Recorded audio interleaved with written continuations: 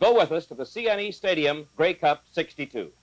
Unfortunately, that fog is starting to come in a little bit. Well, she's starting to really roll in here off the lake right now, and I've got my fears. Commissioner of Football in Canada, Sid Halter, with a very unusual situation. What does your decision just mean, Sid? The two clubs will return here tomorrow afternoon and play the remaining 9 minutes and 29 seconds of the game. Boy, we really built up to a great classic this year, and it's just a shame that you can't see it.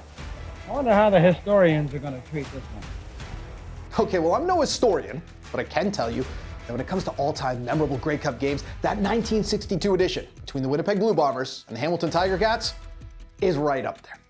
And not only because of the actual football that was being played, even though many will argue that alone would put it in their top 5, but because of the weather, which wreaked havoc on the game and had the league in full-blown scramble mode. We've got a big conference going on over here right now with the commissioner, Brad. I think they're just making a decision now as to whether we're going to go on with this game today or bring the folks back here at 1:30 tomorrow afternoon for 9 minutes and 29 seconds of football. The 1962 championship was important for a few reasons. First off, it was the 50th Grey Cup. But also, for the 4th time in 5 years, it had the two most dominant teams in the league meeting for the ultimate prize, the Winnipeg Blue Bombers and the Hamilton Tiger Cats. The stage was set. But on that Saturday, December 1st morning, long before kickoff, a combination of cold, moist, and humid air from Lake Ontario created a thick fog that began to cover the field. And the story that unfolded over the next 24 hours is one that people are still talking about and dissecting to this very day. Now, the league, and specifically CFL Commissioner Sid Halter, had no idea just how long this fog was going to last, so they had a decision to make. Go forward as planned, or delay the game.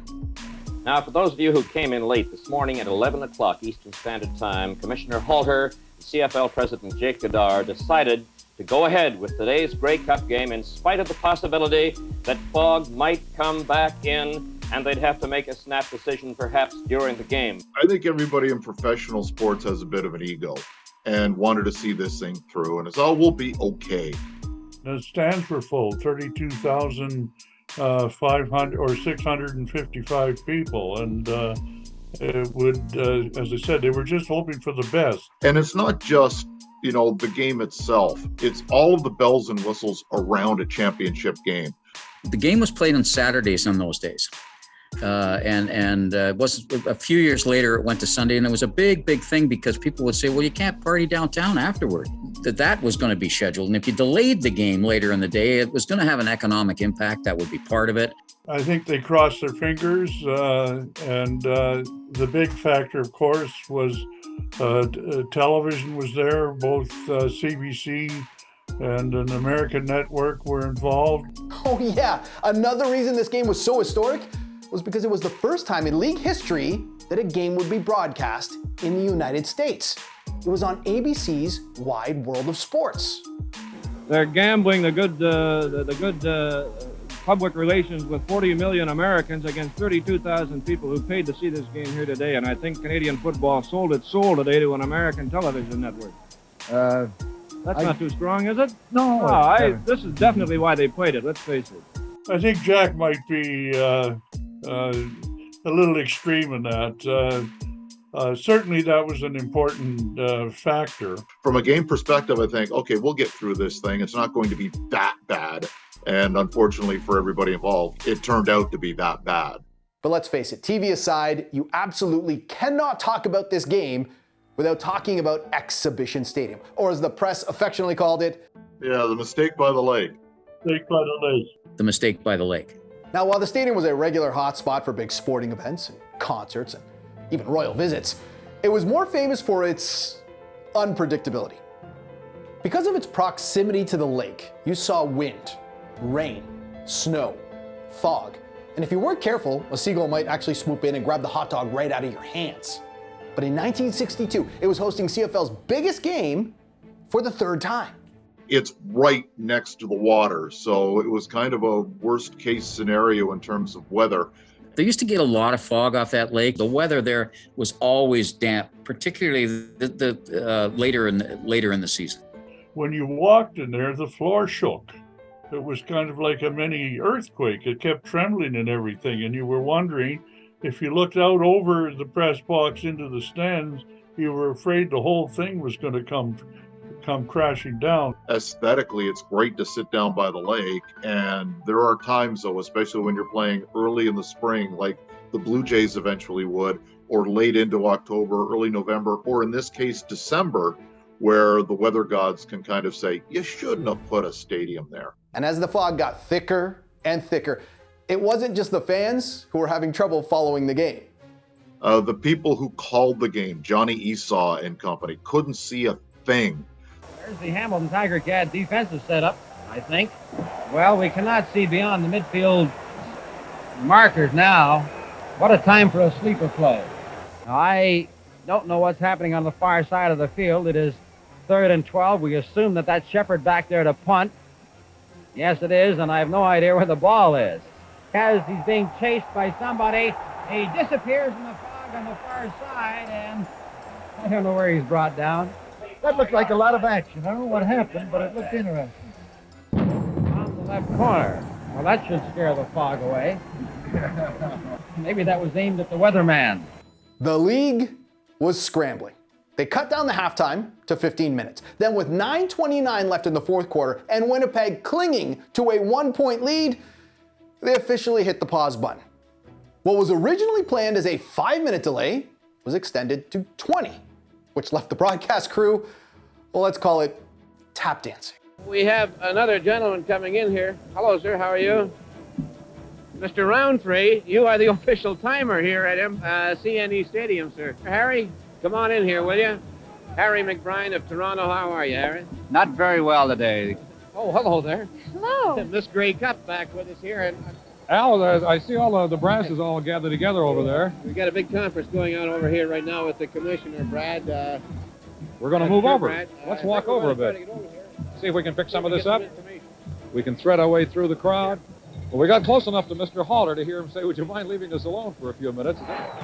Hi there once again. We have got an unconfirmed report from a source with the Hamilton Tiger Cat Football Club that if this game is called today, the two clubs will wait 1 week and will then play another complete game plus the unfinished part of this game, making the Grey Cup final a 2-game total point series. Now that, as I said, is unconfirmed.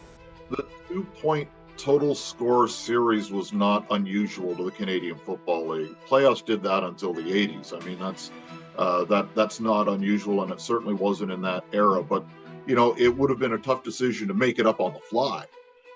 They just didn't feel that was realistic, and so I think it probably got about 10 seconds consideration and said, no, let's either.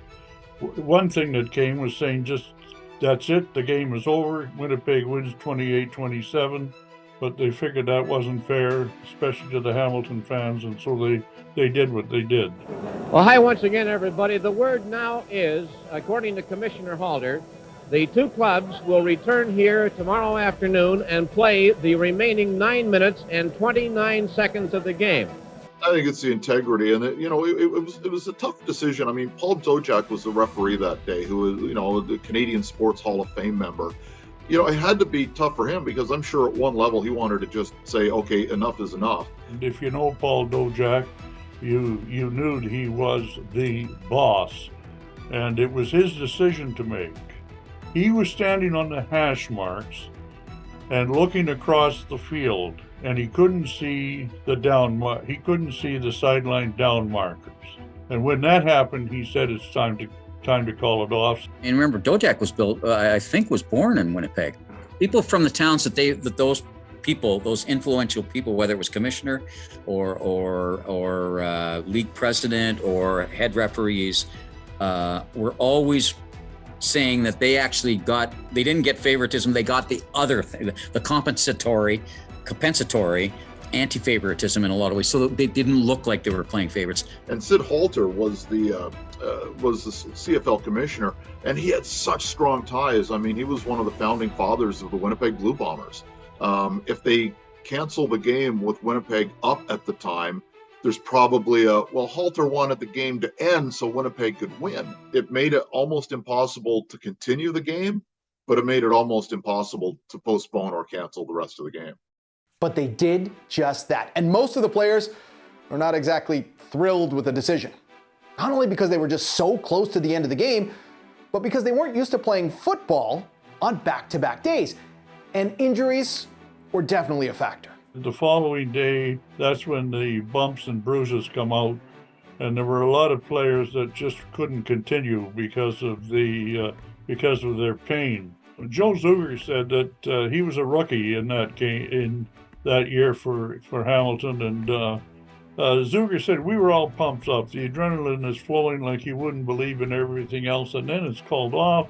We have to go back to a crummy hotel and arrive the next morning and start all over again. And not only Joe, but others said how deflating it was, that they were really down, and they just didn't look forward to doing this at all. Could Joe Zuger have played through that ankle injury on the day without having a night off? Probably. Yeah, I'm sure it had a factor for Zuger because he could not really play quarterback the next day, and that probably did cost him the game. It's not so much the players' bodies, and it was. I mean, it was hard. I mean, they were all stiff the next day. There's no doubt about that. But it was also the danger of being blind hit during a game, and particularly like something like punts, right? There was no blocking on punts in those days. People forget that. So somebody could have been hurt on a blind, something blind that way. Yeah, that could have been part of it too, physically. The Winnipeg players simply stayed in their hotel another night. The Ticats, well, they wanted to go home, but they couldn't get out of the city. So they had to find some local accommodations on Grey Cup weekend. It was not only inconvenient, the players will tell you they were dumps that were available for them to stay in. There was a motel strip there that really became, in latter years, seedy, and it wasn't as seedy then, but they were but very, very small motels to the west of the stadium.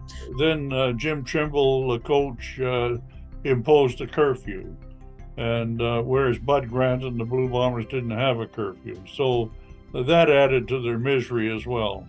Angelo Mosca decided to disobey the curfew and go out on the town. In Angelo's mind, the game was already over. It should have been over. And he turned to his roommate and said, "We can do 9 minutes standing on our head tomorrow."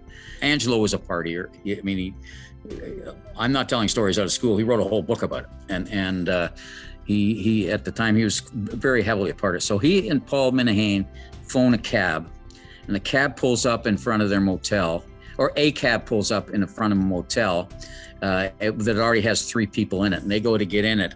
Well, it's the general manager, Ralph Sazio, it's the coach, Jim Trimble, and it's the assistant coach, Joe Restick. And he says there's 10,000 taxi cabs in Toronto, and what do I get? The only one with a Hamilton coach in it. And they said, "Where are you going?" And Angelo said, "We're going out for a soda." American, so he used the word soda.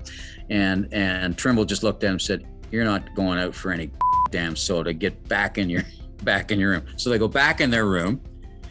He turns to Minahane. That's when he said, "We can do 9 minutes standing on our head. This game is over. It should have already been over." They call another cab. They get back and they stay out most of the night.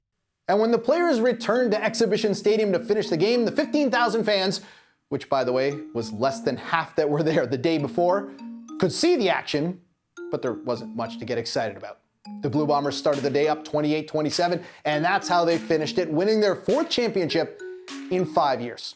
It's still the only Grey Cup in history that needed to be suspended and completed the next day. But if you ask CFL fans about the legacy of this game, you may get a few different answers. Some will say that while it's not the only reason, it was definitely the seed that led to this. Tonight, we are going to celebrate. It is the opening of the world's first multi-purpose, state-of-the-art dome stadium with a fully retractable roof. Join us because we're on our way to the opening night celebrations at the Sky Dome. Others will say it forced the league to change their rules over the years so something like this would never happen again. But many will tell you that it was just an unfortunate incident because such an entertaining football game, one of the greatest of all time, was impossible to see. The game itself is almost lost. And maybe it's because we couldn't see it. There were so many stars in this game, but does anybody remember a damn thing from the game? No, they remember the fog. One of the greatest players of all time, but he never always, except outside of in Hamilton did he get his due, was Garney Henley. And Garney had one of the games of his life. And of course, nobody saw it. It was a pretty dramatic game. It was close throughout, and a one point score. No points scored on the Sunday. You know, the good thing for us is we're far enough removed from the game where we can look back at it warmly and say, what a great moment in Canadian sports history.